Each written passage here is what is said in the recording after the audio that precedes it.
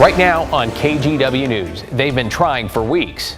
I've called them about 1,200 times. Sitting on hold for hours. It's just a debacle. And are still waiting. We take a look inside the red tape and those frustrating delays. Plus, I was heartsick at first. I mean, it's a terrible catastrophe. local river pilots talk safety improvements that could prevent a tragedy like Baltimore's from ever happening here. And later, strange sight on the coast. Why these jellyfish-like creatures are showing up on the sand. A very good evening, everyone. We begin tonight with weeks of headaches and likely hold time for some Oregonians trying to collect unemployment. Thanks for joining us. I'm David Molko. This all has to do with a new online filing system the state said was supposed to streamline things. Catherine Cook is here. Catherine, it almost feels like this rollout could not have gone any worse. David, we're hearing from people every week dealing with the same issues, keeping them from getting their benefits. They are begging the state to fix those issues. This is already a stressful time for them, and unemployment insurance is supposed to help them through it.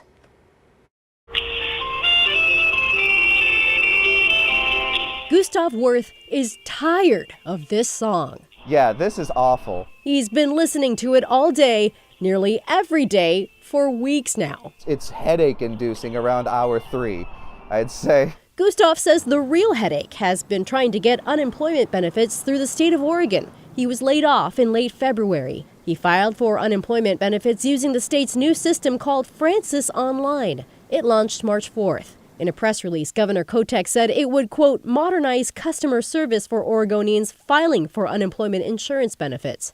Gustav begs to differ. It's just a debacle. He says it started with the online system requiring him to enter a one-time verification code. The state was supposed to send it to him in the mail, but it never arrived. Since then, Gustav says he's been jumping through hoops and waiting hours on hold, hoping someone would help him access the now 4 weeks of unemployment he's filed for. I'm basically burning through my savings, and now I'm about to ask my friend who lives with us if he can help out, and that's just not what we signed up to do here. Daniel Wallace feels his pain. And so I've been trying to get any kind of response from them, and I just haven't been able to get many answers. He filed for unemployment February 11th. He met with workforce officials in person and provided proof of ID. They told him everything looked good, but because they were transitioning to Francis Online, he too would need that one-time verification code.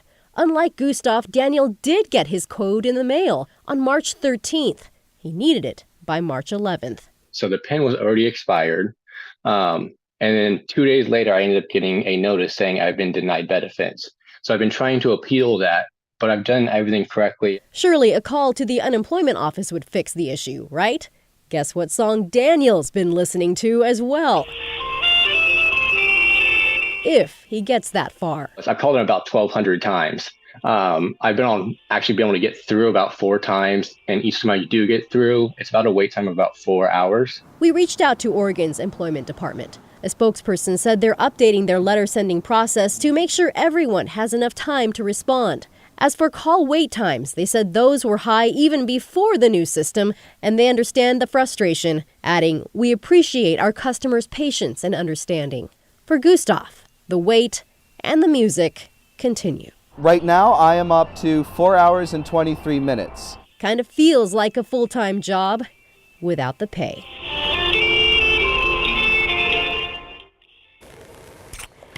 Employment office officials shared a couple tips with us, which they hope will help people navigate the system. For those with a Francis Online account, they suggest sending them a message through the system. For those without accounts, they say try using the Contact Us form at francis.oregon.gov. David. Wow, 1,200 calls from one guy. Let us hope they figure out how to schedule callbacks, maybe, Catherine, or at the very least, find some new hold music, right? Yes. Thanks so much. All right, we want to take you to Baltimore tonight, where crews have called off efforts to look for any more victims of the bridge collapse there. After pulling 2 bodies from the water today, officials say it is no longer safe for divers to operate around the wreckage. 4 other road crew members who were filling potholes on the bridge at the time a cargo ship hit are presumed dead. The NTSB has now recovered the ship's voyage data recorder, sort of a black box there. They're now interviewing crew members and witnesses. Investigators also say the ship was carrying hazardous materials, and some of that is now leaking into the water. Here in the Northwest, we checked in today with the pilots who guide ships on the Columbia. This tragedy understandably hit hard for them. It's also causing them to re-examine the systems ships use to navigate under our bridges. I was heartsick at first. I mean, it's a terrible catastrophe. Safety is our goal on this river, to never have an incident like that. Well, Jeremy Nielsen, the Columbia River Pilots president, says he was part of a meeting just this morning with the Coast Guard and steamship operators. He says they're considering adding sensors to boats that go underneath a lower bridge on the Columbia in Longview to make sure there is enough room for them to pass underneath, no matter the water level. As of now, the ships just use estimates. Nielsen adds the Columbia River pilots go through years and years of training, and they are always looking to learn from anything that doesn't go exactly right. To get you caught up on tonight's other headlines, Vancouver police just put out an alert on a missing woman. The husband and co-workers of 61-year-old Christina Assay reported her missing yesterday. Then her vehicle was found in Vancouver today. Investigators say they consider her disappearance to be suspicious. Firefighters in Clark County's District 6 are asking voters to pay a little more to add crews and equipment. Officials say emergency calls are up about 1/3 from 5 years ago. This is in the district north of Vancouver that serves about 80,000 people. In August, voters will choose whether to lift what's called a lid on an existing levy to help keep up. That would reset the levy to the amount it was when it was first introduced. If voters approve the change, it would cost someone with a $400,000 house about $10 more per month. And today, Governor Tina Kotek signed Oregon's new right to repair law. The bill's aimed at making it easier for people to repair electronics themselves or take them into a third-party shop. It requires manufacturers to make repair tools and information widely available.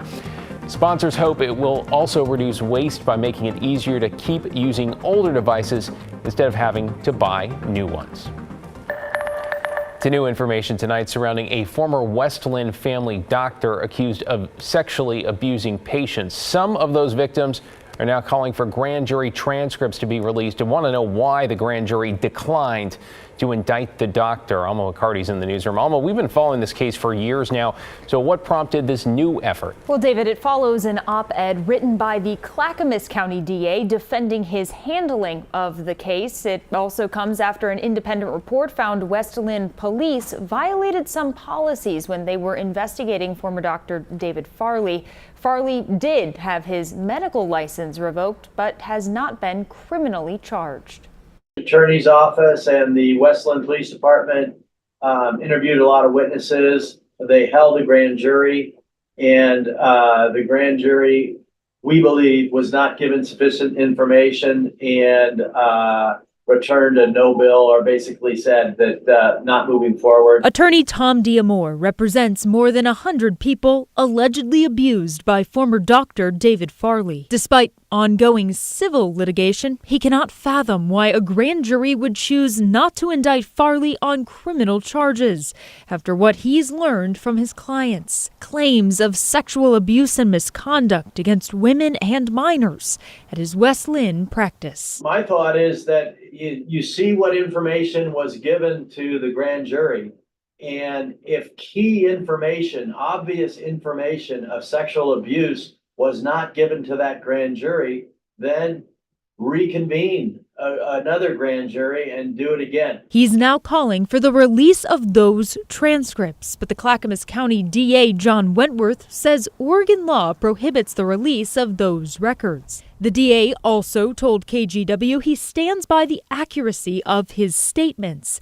in a recently published op-ed in which he says he sets the record straight following criticism of the handling of the criminal case. In it, he asserts that alleged victims were treated with respect and that evidence-gathering procedures were followed.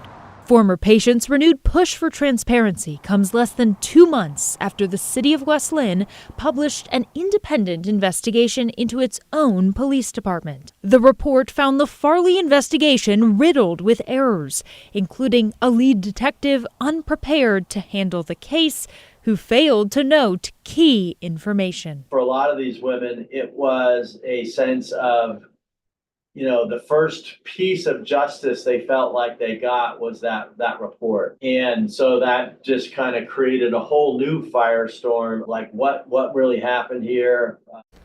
As for Farley, he retired in 2020 and moved to Idaho. There is a civil case against him that's still open and active. We'll be sure to keep you updated with any new developments. David? Yeah, Alma McCarty in the newsroom this evening. Thank you, Alma. You're watching